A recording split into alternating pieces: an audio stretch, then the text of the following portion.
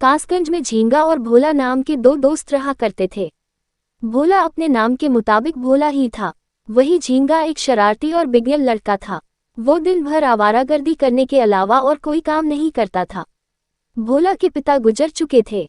वो अपनी अपाहिज माँ का बहुत ख्याल रखता था। वो दिन भर अपनी छोटी सी जमीन में खेती करके पसीना बहाता था। एक दिन भोला जब शाम को थका हारा घर आया तो उसकी माँ विमला ने उससे कहा, विमला, बेटा भोला, तू दिन भर इतनी मेहनत करता है और फिर रात को आकर मेरे लिए खाना भी बनाता है, थोड़ा आराम भी कर लिया कर बेटा। भोला, ये कैसी बातें कर रही हो माँ? मेरी उम्र अभी जवानी की है और जवानी की उम्र काम करने की होती है, आराम करने की नहीं। विमला, मैं तुझे दिन भर पसीना बहाते हुए देखती हूँ तो मुझे अपने अपाहिज होने पर बहुत अफसोस होता है कि मैं तेरे लिए 2 वक्त की रोटी भी नहीं बना सकती। भोला, अरे दिल छोटा मत करिए माँ जी, जब मैं आपके लिए खाना बनाता हूँ तो मुझे बहुत अच्छा लगता है।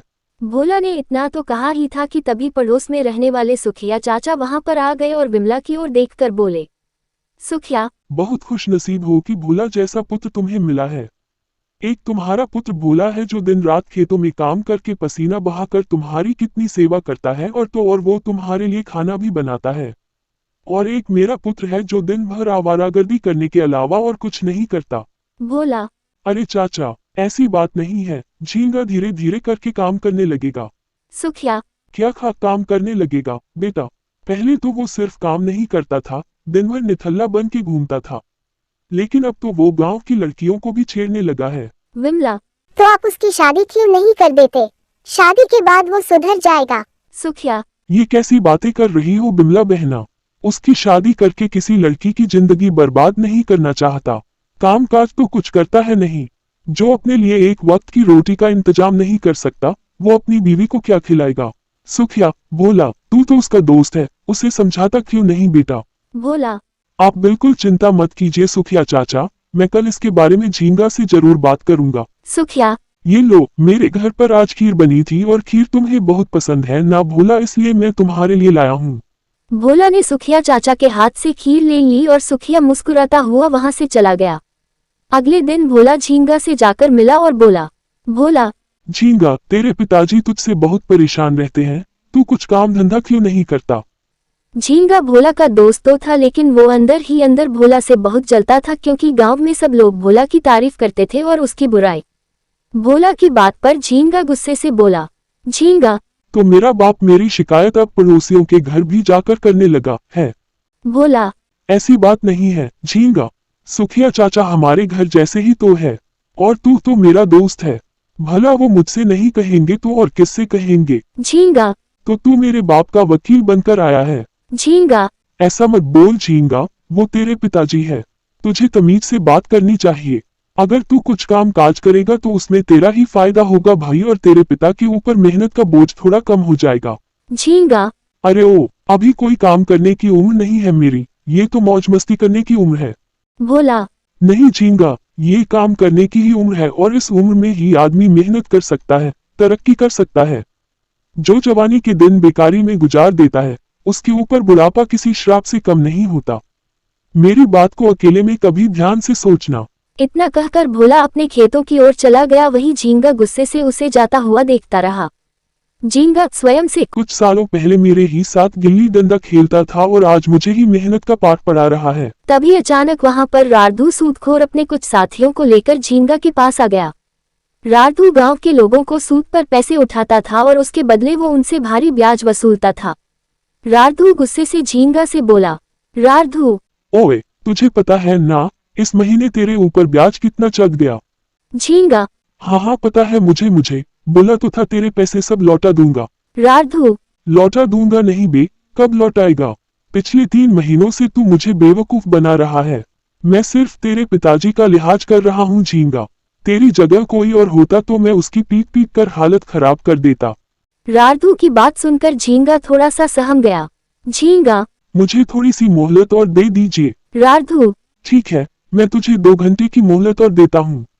अगर 2 घंटे के अंदर मेरे पैसे ब्याज सहित नहीं मिले ना, तो मैं अपने पैसे तेरे बाप से जाकर वसूल लूंगा और उन्हीं के सामने तुझे मार मार कर तेरा भाटा बना दूंगा। इतना कहकर वो गुस्से से वहां से चला गया। झींगा अपने आप से बोला, झींगा, अब क्या होगा? जो पैसे मैंने इससे ब्याज में लिए थे वो तो सब जुए में हार गया। ये नई मुसीबत क्या आ गई यार। अगर राधू पिताजी के पास पहुंच गया तो वो मुझे घर से निकाल देंगे। तभी झींगा के दिमाग में एक तरकीब सूझी। तरकीब आते ही झींगा की आंखें चमक गईं और फिर वो अपने आप से बोला, झींगा, एक काम करता हूँ, भोला से मांगता हूँ। इस पूरे गांव में सिर्फ भोला ही है एक नंबर का बेवकूफ, जिसे ये बेवकूफ गांव वाले समझदार कहते हैं। उसे जाकर बेवकूफ बनाता हूँ। मुझे उम्मीद है कि वो मुझे पैसे जरूर देगा। झींगा दौड़ता हुआ भोला के पास पहुंच गया और रोता हुआ चेहरा बनाकर मदद मांगने लगा। झींगा, अरे तुझसे मैंने मना किया था जुआ खेलने के लिए, लेकिन तू फिर भी जुआ खेला। अब देख राधू तुझे मारने के लिए कह रहा है। झींगा, मुझे बचा ले यार, मुझे तू पैसे दे दे। मैं वादा करता हूँ कि अब कभी भी जुआ नहीं खेलूंगा और मेहनत से काम करूंगा। मेहनत करके तेरे पैसे जल्द से जल्द लौटा दूंगा। भोला की फसल कुछ दिन पहले ही बिकी थी। उसके पास पैसे रखे हुए थे। भोला वो पैसे झींगा के हाथों में देकर बोला, भोला, ये ले पैसे और जाकर राधू को दे दे। कल से कामकाज शुरू कर दे। झींगा पैसे लेकर वहां से सीधा राधू के पास पहुंच गया और उसने वो पैसे राधू को लौटा दिए। मगर झींगा एक बिगड़ल लड़का था। 2 दिन बाद वो राधू से उससे भी ज्यादा पैसे और भारी ब्याज पर ले आया और कुछ ही दिनों में झींगा ने वो सारे पैसे जुए और शराब में उड़ा दिए। इधर भोला की मां की तबीयत अचानक से खराब हो गई और डॉक्टर ने भोला को ये बोल दिया कि उसकी मां का इलाज लंबा चलेगा। भोला को अचानक पैसे की जरूरत आ पड़ी।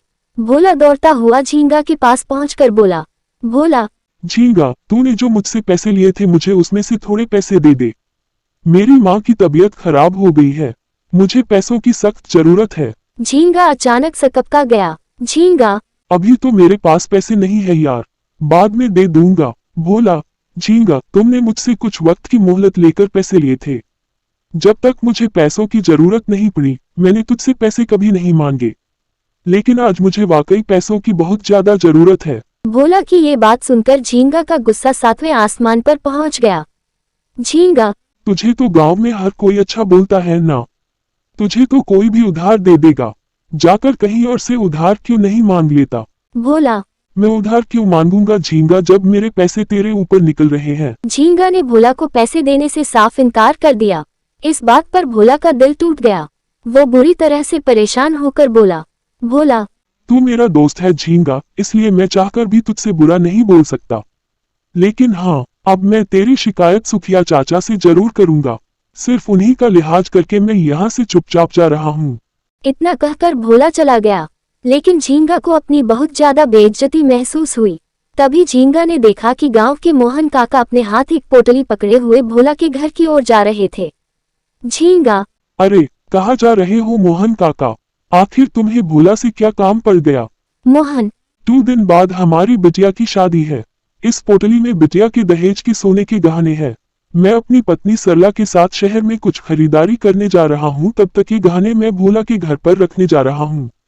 भला भोला से ज्यादा ईमानदार व्यक्ति इस गांव में कौन हो सकता है। इतना कहकर मोहन काका वहां से चले गए। उनकी बात सुनकर झींगा के अंदर भोला के प्रति और ज्यादा नफरत बढ़ गई। तभी वहां पर राधू अपने कुछ साथियों के साथ दोबारा आ पहुंचा। राधू, अभी तक मेरे पैसे नहीं आए झींगा। झींगा, जो कि बहुत गहरी सोच में एक योजना बना चुका था, मुस्कुराते हुए बोला, झींगा, चिंता मत करो राधू भैया, 2 दिन बाद तुम्हारे पैसे पहुंच जाएंगे। राधू, ठीक है, सिर्फ 2 दिन और तीसरा दिन मेरा। इतना कहकर राधू वहां से चला गया। झींगा भोला के घर पर चोरी करने की योजना बना चुका था। वो जानता था कि भोला दिन भर खेतों में काम करने के लिए चला जाता है और उसके घर पर उसकी अपाहिज मां लेटी रहती है। तो अगले दिन झींगा दोपहर के वक्त भोला के घर चला गया। भोला के घर पर विमला, क्या हाल है झींगा बेटा। झींगा, आपके आशीर्वाद से मेरे हालचाल बहुत अच्छे हैं। यहाँ से गुजर रहा था तो सोचा भोला से मिलता चलूं। विमला, अरे तुझे तो पता है झींगा कि भोला सुबह से ही खेतों में निकल जाता है और शाम को लौटता है। झींगा, अरे चाची, ये तो बड़ी गड़बड़ हो गई। चलो ठीक है, मैं उसे शाम को मिल लेता हूँ। वैसे मैं आपके लिए बर्फी लेकर आया हूँ। झींगा ने बर्फी में बेहोशी की दवाई मिला दी थी। विमला ने बड़े प्यार से बर्फी का एक टुकड़ा अपने मुंह में रख लिया। बर्फी खाते ही विमला को बुरी तरह से नींद आने लगी और वो कुछ ही पलों में बेहोश हो गई। झींगा ने बड़ी चालाकी से भोला के घर से वो सोने की पोटली अलमारी से निकाल ली और ठीक वैसी की वैसी पोटली उस जगह पर रख दी ताकि किसी को शक न हो। अगले दिन मोहन भोला के घर पर आकर अपनी जेवर की पोटली मांगने लगा। मोहन, मुझे गहने वापस कर दो, बोला। मोहन काका की बात सुनकर भोला ने वो पोटली मोहन को दे दी, मगर जैसे ही पोटली मोहन ने खोली तो वो देखकर हक्का बक्का हो गया कि उसमें पत्थर के टुकड़ों के अलावा कुछ नहीं था। मोहन, मेरे सोने के गहने कहाँ है? ये देखकर भोले के माथे पर पसीना आ गया। भोला, काका, आपने जैसे पोटली मुझे दी थी, मैंने वैसी की वैसी पोटली वहां पर रख दी थी, मैंने तो खोलकर भी नहीं देखी। मोहन, अरे ये क्यों नहीं कहता भोला कि तेरी गहनों पर नियत खराब हो गई और तू उन्हें बेच आया? मुझे तुमसे यह उम्मीद नहीं थी।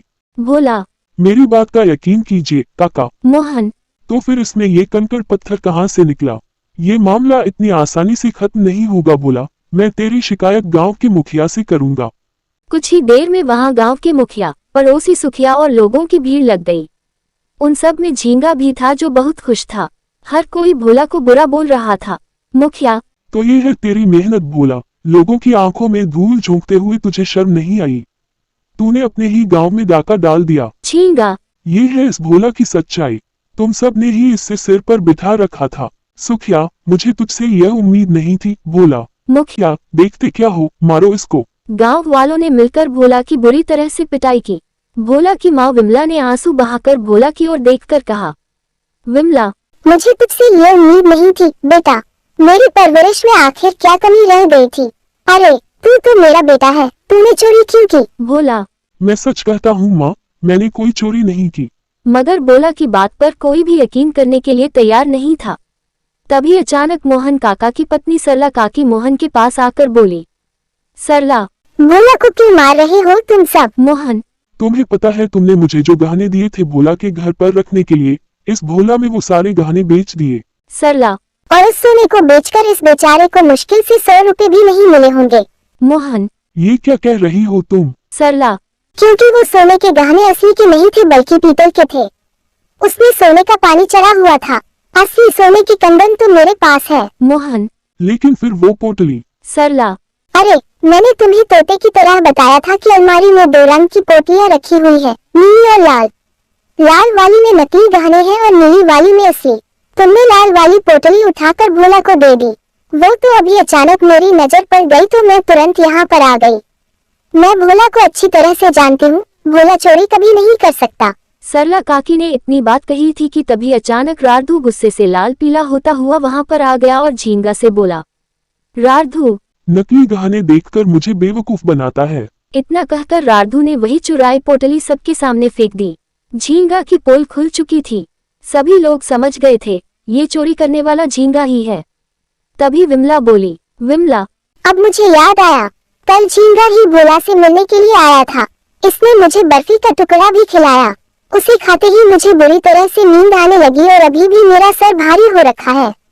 शायद इसी वजह से मैं इस बारे में बताना ही भूल गई। झींगा, मुझे माफ कर को बोला। सुखिया, तू मेरा बेटा नहीं हो सकता। तू बेटे के नाम पर कलंक है कलंक। तू अगर मेरे घर पर डाका डालता तो मुझे इतना बुरा नहीं लगता, लेकिन ये तो तेरा दोस्त है। मैंने तेरे जैसा बदमाश दोस्त आज तक नहीं देखा। मुखिया, इस बार झींगा ने हद पार कर दी है। भोला जैसे सीधे साधे व्यक्ति को हम सब ने बेहिसाब मारा।